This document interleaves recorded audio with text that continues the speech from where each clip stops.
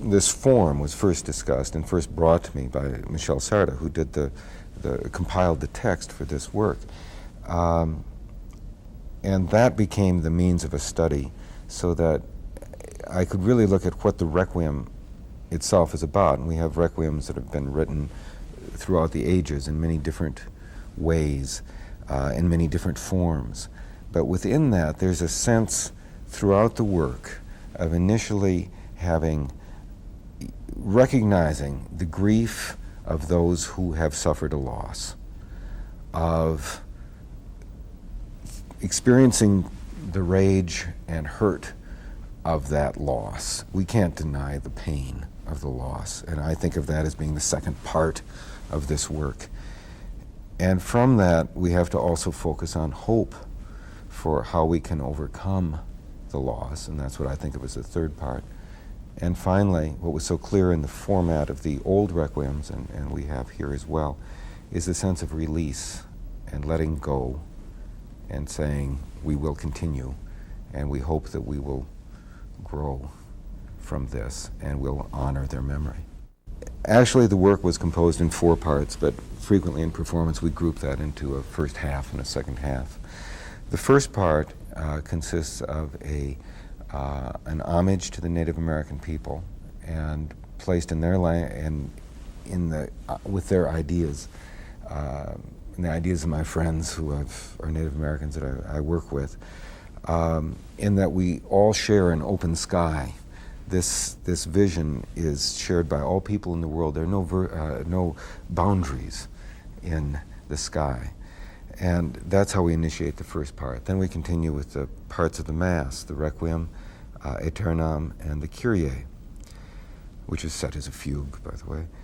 The second part has to do with the Psalm 39, where we recognize our weakness and our mortality, and then we continue on through the Mass in terms of the Dies Irae, the Tuba Mirum, the trumpet shall sound, many of these mystical things, which I treated as, in essence, as a myth and vision. We go on then to the Liber Scriptus, which is the 2 men singing and contemplating their fate, followed by the Recordare, which has the 2 women soloists, reflecting on the need for Christ to have mercy, and in a very touching way. And finally, the Rex Tremendae, which is giving the awe of, expressing the awe of God. And that closes the second part, and that closes the second part, we might say closes the first half. The second half opens with the dedication with Walt Whitman's words. Now we had a chance to incorporate a reflection of Whitman speaking about Lincoln. So we realized that our history has had wars, some that have torn us apart terribly. Then we moved to the Sanctus, which is truly an expression of hope, and the many levels of counterpoint that are brought forth there. And again, the text drawing from the words of a great American and Martin Luther King. The final part of the Requiem opens with a memorial hymn, which is based on the Jewish text of remembrance, which was given to me by Rabbi Plotkin. He gave me 4 different translations of that text, which was a blessing, and I appreciate his work. That's sung by Simon Estes as a solo there, and it's reflection back on the opening.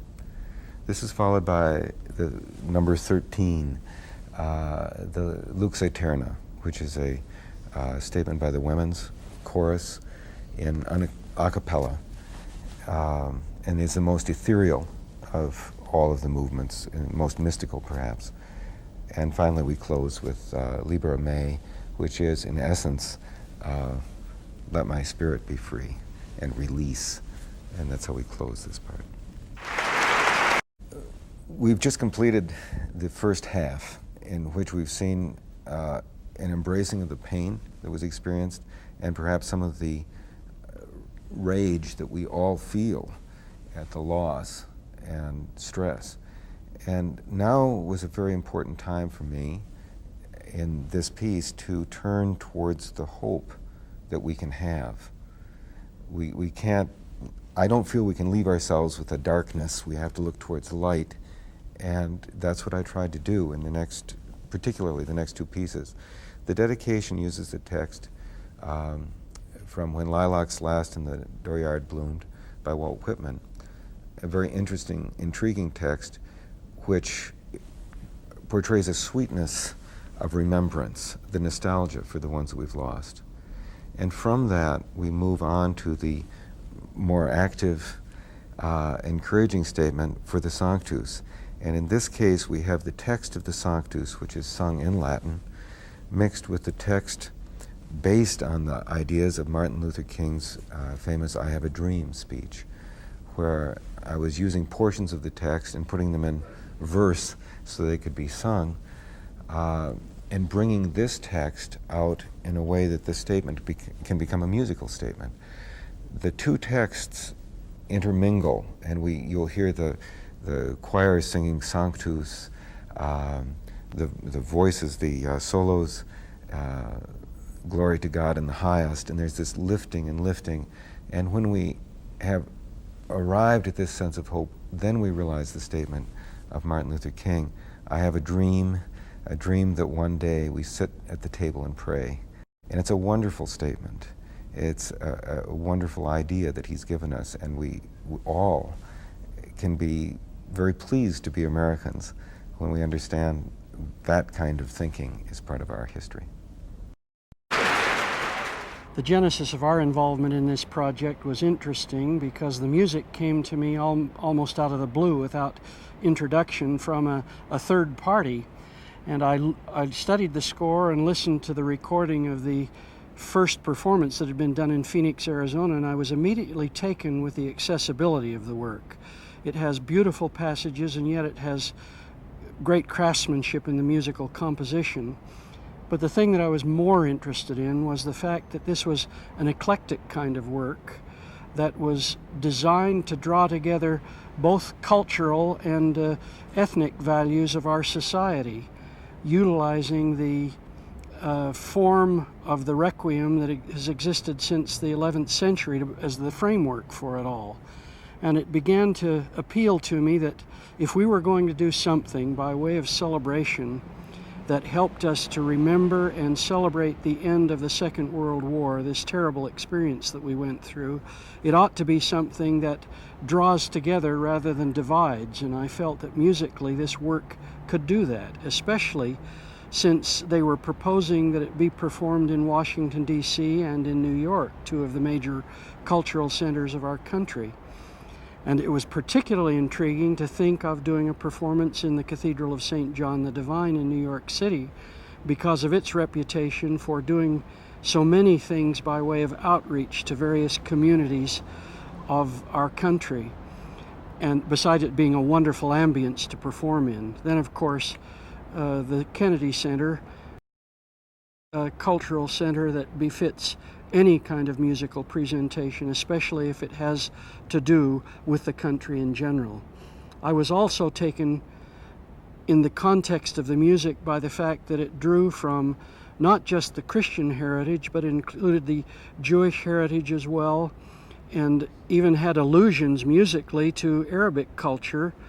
And then from the purely ethnic point of view, did the Caucasian community, Native American, African American, and brought us all together in a great musical statement. My name is Michel Sarda.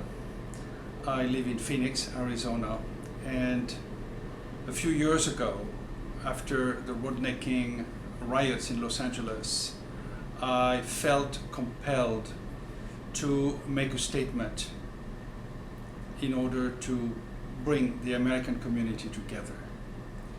And the language I chose for this statement is music, which is one of the most universal languages.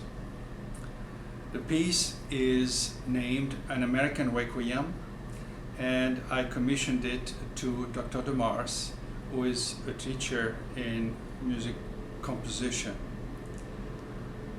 we performed this piece for the first time in Phoenix, and then it was received by a number of different organizations around the world as a way for,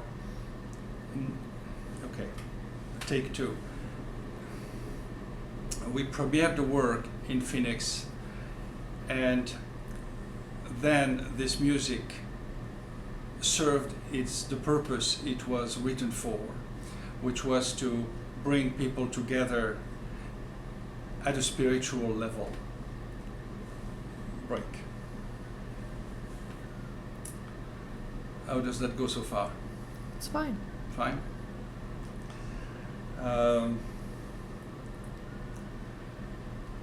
It was first selected by the Mormon Tabernacle Choir to commemorate the end of World War II in '95, and then we were invited by the First Lady of France to the Festival of Sacred Music she founded in Paris.